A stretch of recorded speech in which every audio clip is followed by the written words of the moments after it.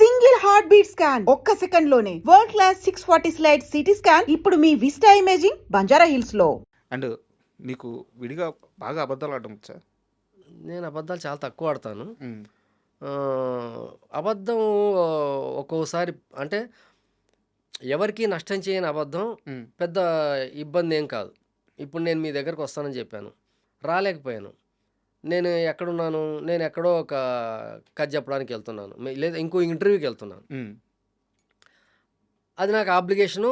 ఎవరో పెద్దవాళ్ళు చెప్పారు, వెళ్ళాలి తప్పకుండా. సార్ మీరు ఫోన్ చేశారు as schedule, as per schedule. Um, నేను ఇంకో ఇంటర్వ్యూకి వెళ్తున్నాను.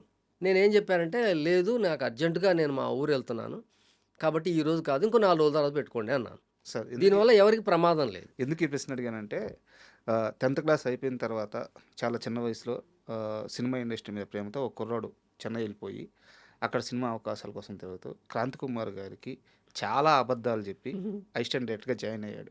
అవును, మీరే అవును. ఎందుకు క్రాంతి కుమార్ గారికి అబద్ధాలు క్రాంతి కుమార్ గారి సినిమా కర్తవ్యం చూసి ఉమ్, అసలు హై ఎమోషన్ అయిపోయి మ్, అలాంటి కథ రాసుకొని వచ్చాను నేను ఇండస్ట్రీకి. బ్రహ్మదేవుడు అని ఒక టైటిల్ పెట్టుకొని ఉమ్, ఒక high voltage action packed cinema um, రాసుకొని వచ్చాను నేను.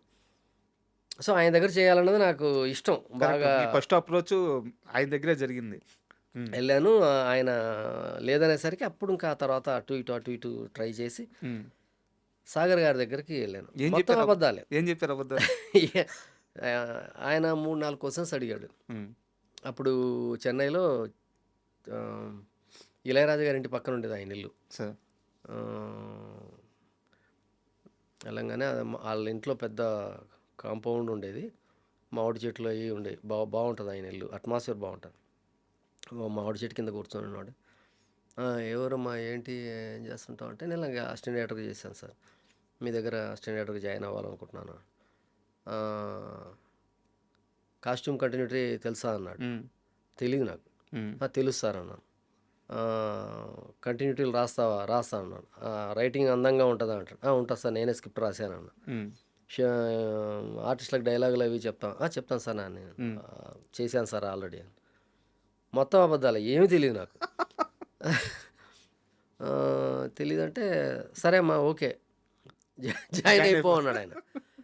నేను ఫస్ట్ వచ్చిన కొత్తలో నా రాత రైటింగ్ అస్సలు బాగోదు. నా రైటింగ్ ఉమ్, అస్సలు అంటే అస్సలు బాగోదు. రాసి 2 రోజుల తర్వాత నేనే చదవలేను, అంత బ్యాడ్గా ఉంటుంది. ఇక్కడికి వచ్చిన తర్వాత నాకు తెలిసింది ఇక్కడ రైటింగ్ చాలా ఇంపార్టెంట్. అప్పుడు టైప్ కానీ జెరాక్స్లు కానీ అసలు ఏం అసలు లేని, అప్పుడప్పుడే స్టార్ట్ అవుతున్నాయి. అవును. బట్ అంతకుముందు అస్సలు లేదు. అప్పుడు ఎలాగ గుండ్రంగా రాయాలంటే ఇలాగ తెల్ల పేపర్లో సున్నాలు గుండ్రంగా చుడితే అక్షరాలు గుండ్రంగా వస్తాయని ఎవరో చెబితే ఒక బండిల్ పేపర్లు కొనుక్కొని సున్నాలు చుట్టి 2 లైన్లు అందంగా రాసి ఓపిక్గా ఓకే. అంతవరకు నేర్చుకున్నా. ఆ 2 లైన్లే రాసే ఆయన దగ్గర. ఇంకో 4-5 లైన్ రాస్తే దొరికిపోతా నేను. రాసి బాగుందమ్మా ఓకే జాయిన్ అయిపో అన్నాడు. ఉమ్, జాయిన్ అయిపోయాను. క్లాప్ కొట్టడం రాదు, ఉమ్, డ్రెస్ కంటిన్యూటీ రాదు, ఎడిటింగ్ రిపోర్ట్ రాదు, ఏమి రాదు నాకు. బట్ అన్నీ తెలుసు నాకు, ఇవన్నీ ఉంటాయని తెలుసు. ఓకే.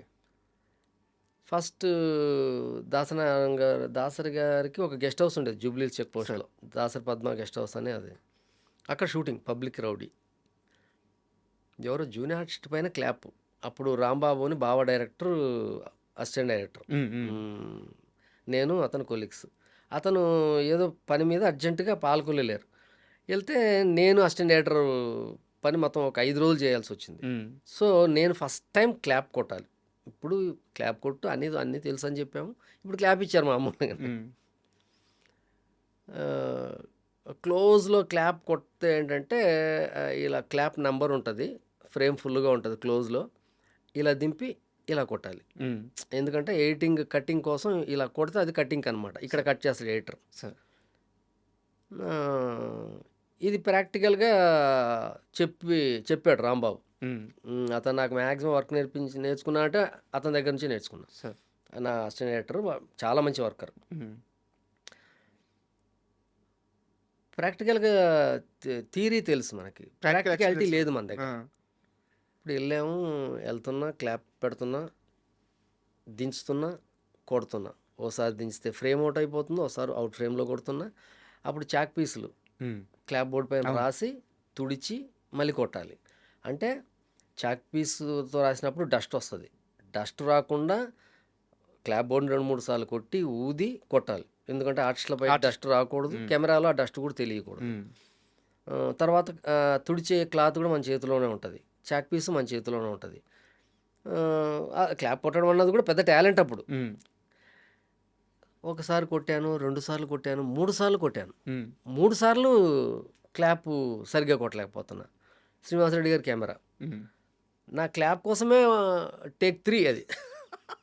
క్లాప్ కొట్టడం సాగర్ గారికి కోపం వచ్చేసింది. రే ఆయన అసిస్టెంట్లు వాళ్ళని చాలా ప్రేమగా చూస్తాడు. ఎవరైనా సరే వినయ్ ఒరేగిరే అంటాడు. అంటే ఓన్ చేసుకుంటాడు ఆయన. అంత నైస్ పర్సన్ సాగర్ గారు. రే నీకు బుద్ధి జ్ఞానం లేదురా, క్లాప్ కొట్టడం వచ్చా అంటే వచ్చని చెప్పావు కదరా అంటే వచ్చు సార్, కొడతాను సార్ అని కొట్టాను. అయిపోయింది. ఆ రోజు రాత్రి వెళ్ళి నైట్ షూటింగ్. ఆ రోజు ప్యాకప్ అయిన తర్వాత వెళ్ళి ఐ థింక్ ఏడ్చేసాను నేను. అంటే ఇంకా నేను డైరెక్టర్ని అవ్వలేనేమో, క్లాప్ కొట్టడమే రాదు, నువ్వేం డైరెక్టరు అంటే, సో ఇంకా నాకు డైరెక్షన్ రాదా అంటే అప్పుడు మళ్ళీ రాంబాబు వచ్చాక చెప్పాడు ఇలాగా, క్లాప్ కొట్టిన వాళ్ళందరూ డైరెక్టర్లు అయిపోతే ఎంతమంది డైరెక్టర్లు ఉండాలి ఇప్పటికీ, దాని దీనికి సంబంధం లేదు, కూల్గా ఉండు అంటే అప్పుడు కాన్ఫిడెన్స్ తెచ్చుకొని మళ్ళీ ప్రొసీడ్ అయిపోయి ఆ సినిమాకి నేను అలా స్టార్ట్ అయినా. నేను క్లాప్ కొట్టడమే రాదు, నువ్వేం అసిస్టెంట్ డైరెక్టర్ అయ్యా అని అనిపించుకున్న నేను. గౌతమ్ రాజు గారు ఎడిటర్ సార్, చాలా పెద్ద ఎడిటర్ అప్పుడు ఆయన, కర్తవ్యానికి ఆయన. అవును. అంటే మామూలుగా అప్రెంటిస్లకి గౌతమ్ రాజు గారి దగ్గరికి వెళ్ళి 18 రూమ్లోకి వెళ్ళి మాట్లాడి అంత సీన్ ఉండదు. ఎక్కడో బయట ఉంటారు అసిస్టెంట్ డైరెక్టర్లు, లోపల కో డైరెక్టర్లు వాళ్ళు చెప్తుంటారు గౌతమ్ రాజు గారితో. అలాంటిది ఆ సినిమాకి పనిచేసిన రాంబాబు, రంగవర ప్రసాద్ గారు, కో డైరెక్టర్లు, అసోసియేట్లు మొత్తం మానేశారు. ఓకే. సినిమా 1 year జరిగింది. దాంతో అందరూ మానేశారు. నేను ఒక్కనే ఉన్నా, అన్ని పనులు సచ్చినట్టుగా నేనే చేయాలి.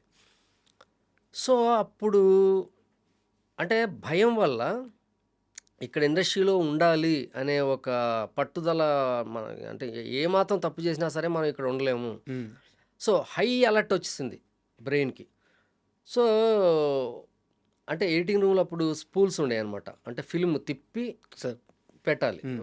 ఇలాగా ఇంకా అవి రాలేదు, డిజిటల్ అవ్వలేదు. 1000 అడుగుల ఫుటేజ్లో ఒక 7-8 సీన్లు ఉంటాయి, చిన్న అయితే, పెద్ద అయితే 2-3 సీన్లు ఉంటాయి. కరెక్ట్గా 300 అడుగుల తర్వాత ఈ సీన్ ఉంటుందని నేను చెబితే 300 అడుగుల తర్వాత ఆ సీన్ ఉంటుంది అంతే. అలా చెప్పేవాడిని నేను. ఎడిటింగ్ రూమ్లో అప్పుడు నాగిరెడ్డి గారు, బాబు, తర్వాత భాస్కర్, ఇప్పుడు ఎడిటర్ అయ్యాడు భాస్కర్, వాళ్ళందరూ అసోసియేట్ ఎడిటర్లు. అందరూ షాక్ అయిపోయేవాళ్ళు. అసలు వాళ్ళు, గౌతమ్ రాజు గారు ఇతను కూడా ఎడిటరా అన్నాడు. అంటే అక్కడ అందరూ నా పని చూసి, నా కాన్ఫిడెన్స్ లెవెల్స్ చూసి, నేను ఏం చెప్తే అక్కడ ఉంటుందంటే అక్కడ ఉండేది. గౌతమ్ రాజు గారు తిప్పి చూస్తే అక్కడ ఉండాలంటే ఉండేది అక్కడ. అలాగా ఆ స్పూల్ అలా చెప్పేవాడిని. అలా అంత మాట్లాడి అంత హడావుడి చేస్తుంటే కోడేటర్ అనుకున్నారు నన్ను అందరూ గౌతమ్ రాజు గారి కాంపౌండ్లో. సో అక్కడ నుంచి అలా జర్నీ అనమాట అది. సాగర్ గారి దగ్గర అక్కడ చూసినప్పుడేనా ఎస్వి కృష్ణారెడ్డి గారి టీం మిమ్మల్ని అటు పిలిచింది? అప్పుడు అక్కడ రమేష్ యాదవ్ గారు కో డైరెక్టర్ ఆ సినిమాకి. రమేష్ యాదవ్ గారు ఇప్పుడు చనిపోయారు, నాకు చాలా ఇష్టం రమేష్ యాదవ్ గారు. ఆయన అంటే రామ్ గోపాల్ రెడ్డి గారని కృష్ణారెడ్డి గారికి ఎడిటర్ ఆయన. ఆయనకి చెప్పి ఈయన రికమెండ్ చేశాడు సాగర్ రెడ్డి గారికి. చేస్తే అప్పుడు సాగర్ రెడ్డి గారి దగ్గర, కృష్ణారెడ్డి గారి దగ్గర అప్రెంటిస్గా, అసిస్టెంట్ డైరెక్టర్గా, దీనికి అప్రెంటిస్గా అయిపోయింది. అసిస్టెంట్ డైరెక్టర్గా రాజేంద్రుడు గారి ఫస్ట్ సినిమాకి కృష్ణారెడ్డి గారు ఫస్ట్ డైరెక్షన్, ఆ సినిమాకి ఎంటర్ అయ్యాను.